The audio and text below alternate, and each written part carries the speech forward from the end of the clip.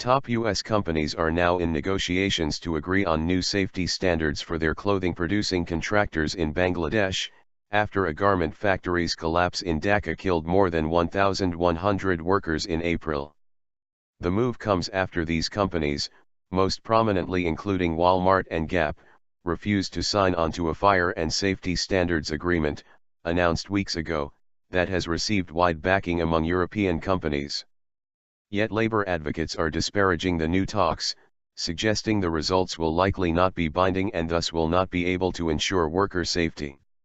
Walmart is undermining the constructive efforts of other companies, said Jyrki Raina, General Secretary for IndustriALL Global Union, an umbrella of unions with 50 million worldwide members that has led the European agreement process.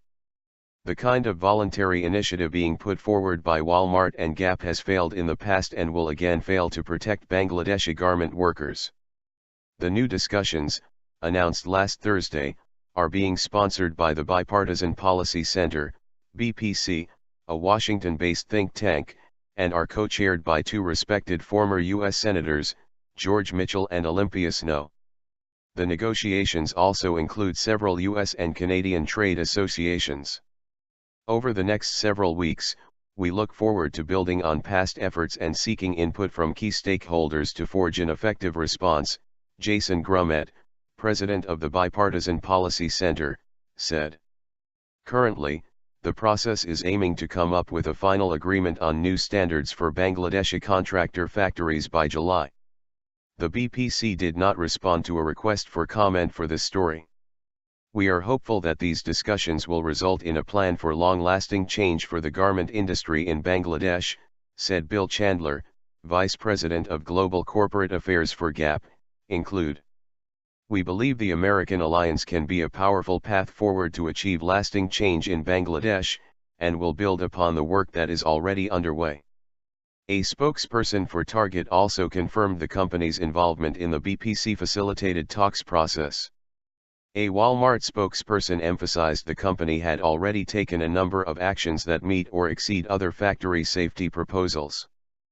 But he also noted Walmart's belief that there is a need to partner with other stakeholders to improve the standards for workers across the industry.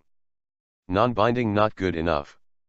This interest in entering into new negotiations appears to be motivated particularly by public pressure following the company's refusal to sign on to the European Union Accord, which now has more than 40 corporate backers, including 3 U.S. companies. That agreement would include financing to upgrade factories as well as independent inspections.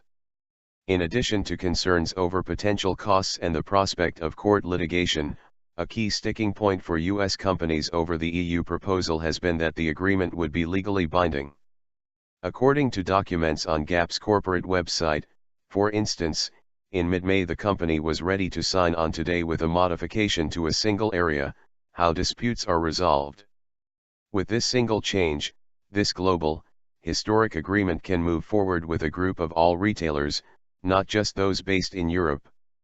Yet it is because of this stance, reportedly repeated at a Gap shareholder meeting on May 21, that observers are now skeptical that a company-led negotiation process may be able to result in a strong and legally enforceable agreement. 40 retailers from all over the world have agreed to a binding comprehensive safety plan for Bangladesh, the AFL-CIO, one of the largest labor unions in the United States, said last week, noting its deep concern about the new BPC-led talks. No amount of bipartisan window dressing can change the fact that Walmart and the Gap have refused to take this important step. This is a matter of life or death. Quite simply, non-binding is just not good enough. Such concerns are heightened by the fact that, currently, no worker rights organization is included in the talks.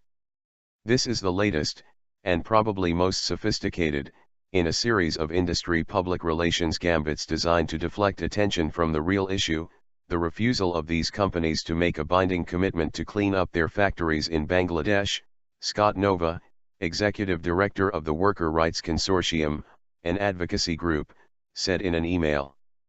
This shows the pressure these corporations are under and their recognition that the failed inspection schemes they have been touting no longer have any public credibility. Unfortunately, their goal has not changed, they are still looking for political cover so they can preserve the very lucrative status quo. Corporate-led process. Concerns over corporate-led international labor and safety programs have received boosts from U.S. lawmakers in recent days. Last week, Representative Sander Levin warned that the oversight process has been left up to the retailers, suppliers and government all these years, and that hasn't worked. On May 15, Levin and 24 members of Congress wrote to Bangladeshi Prime Minister Sheikh Hasina, urging that her government put the highest priority on aggressively enacting and enforcing comprehensive reforms including the right to organize and form unions. The lawmakers also noted, it is critical that all key stakeholders take action. Reports in recent days have suggested that the U.S. State and Labor Departments are currently arguing over how hard to push the Bangladeshi government on these issues. Unions and some advocacy groups are pressuring the U.S. to revoke certain bilateral trade concessions given to Bangladesh, though critics say doing so would give up important leverage for change. For now, Washington, seemingly led by the embassy in Dhaka, has chosen not to back the EU accord, although the U.S. State Department says it is urging Bangladeshi officials to institute a suite of labor reforms. We need a lot more from the U.S. government.